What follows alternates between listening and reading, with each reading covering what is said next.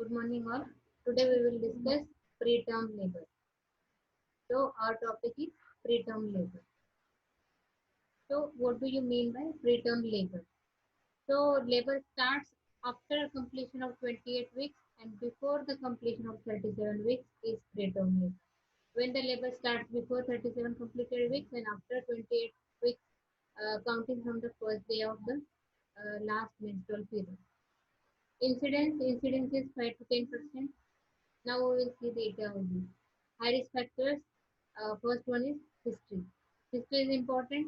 Previous history of induced or spontaneous abortion or preterm delivery, pregnancy following ART, that is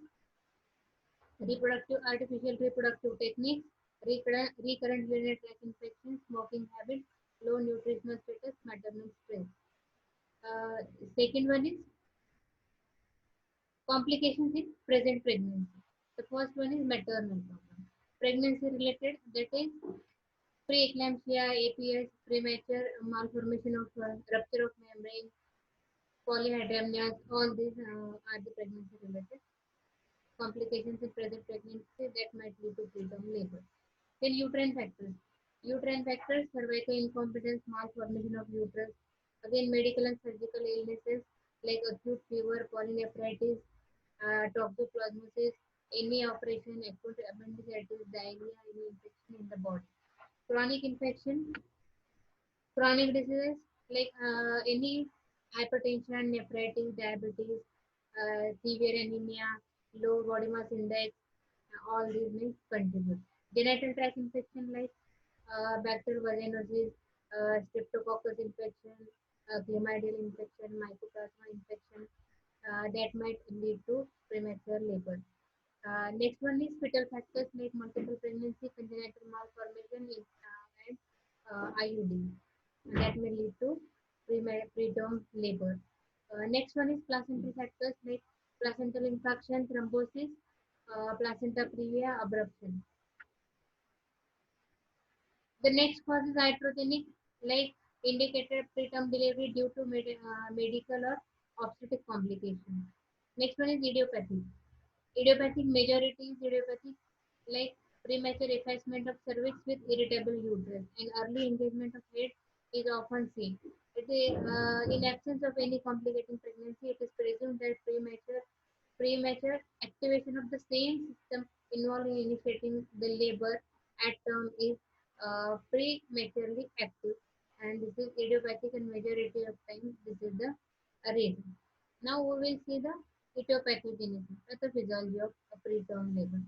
So, what is the factor that might induce preterm labor? So, activation of fetal HPA axis. Basic is fetal HPA axis, HPA, hypothalamus pituitary axis of the fetus that is active, and what will happen? What it will cause? So, it will release the hormone.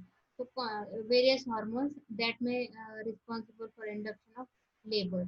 Again, any infection present during pregnancy. So, for you, decidual bacterial colonization will be there. Tumor necrosis factor will be increased. Interleukins will be increased. Again, pathological uterine enlargement like polyhydramnios, multiple pregnancies. So, what it will do? It will mechanically stress will be increased, interleukins will be increased. So gap junction that we will see what we used to see in physiology, that will increase.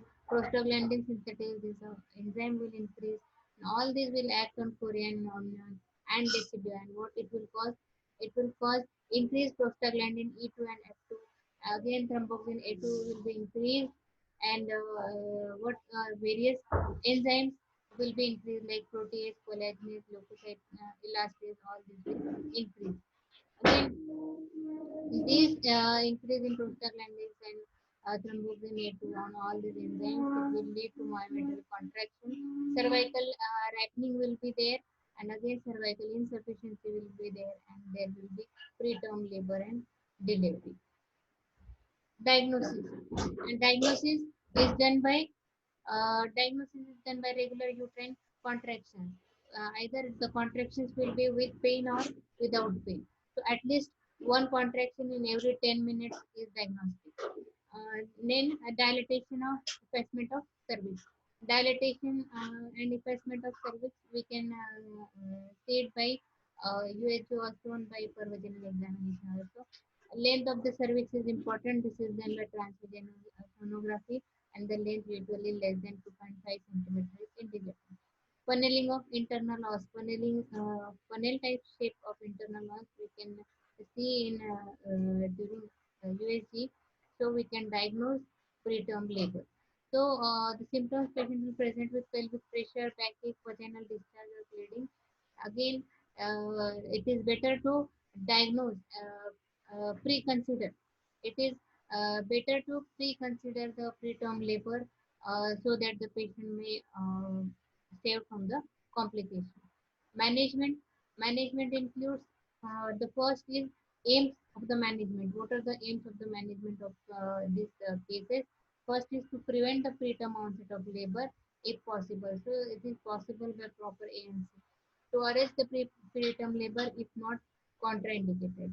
So in many conditions it is not contraindicated, then we can arrest by proper measure and treatment of that condition, which may lead to arrest of preterm labor. Appropriate management during the labor of preterm labor is essential to save the life of the mother and if at all possible then life of the neonate. And after labor, proper effective neonatal care is very important so that the life of the neonate can be saved. Predictors of preterm labor. Predictors of preterm labor in this, there are clinical predictors, biophysical predictors, and biochemical predictors. So clinical predictors, history is important. History of preterm, previous history of preterm, even family history of preterm is important. If at all multiple pregnancies there is suspicion of preterm labor. Presence of any genital tract infection might lead to preterm labor, and symptoms of PTL is important. Again, by physical predictors, uterine contractions, if at all more than 4 contractions per hour is there, then there are chances of preterm labor. Bishop score is more than 4, then there are chances of preterm labor. Cervical length, whenever it is less than 2.5 centimeters, then there are chances of preterm labor. By chemical predictors are fetal fibronectin, that is seen generally in cervical discharge, again vaginal discharge also. So fibronectin is basically a glycoprotein, and that glycoprotein that binds that fetal membrane with decidua. So it is found in cervical discharge, vaginal discharge also, before 22 weeks, and again after 37 weeks. So presence of fibronectin in cervicovaginal discharge between 24 to 34 weeks is generally clinical biochemical predictor for the preterm labor. So investigations. What are the investigations we can do? So first one is full blood count that we used to see. Total blood count, HB%, WBC, platelet count. Routine urine examination, culture and sensitivity for any infection. Cervicovaginal swab for culture for any infection, and fibronectin, presence of fibronectin, that glycoprotein. Again, ultrasound for fetal well-being, cervical length, placental localization is important. Serum electrolytes and glucose level are important to rule out and also to manage if at all any complication is there. What are the measures to arrest preterm labor? The first and foremost is bed rest. Bed rest is very important. So the patient is lie preferably on the left lateral position so that she will get the circulation to the placental circulation will be proper. So we can somewhat avoid preterm labor. So adequate hydration is important. It should be maintained. Prophylactic antibiotics generally should be given. Sometimes it may not be, but it should be given. Prophylactic cervical surclash is done with the woman with prior history of preterm labor, and whenever the cervix of the length of the cervix is short. Tocolytic agents, various drugs like progesterone, again nifedipine, all these may inhibit uterine contractions. So these drugs might be used.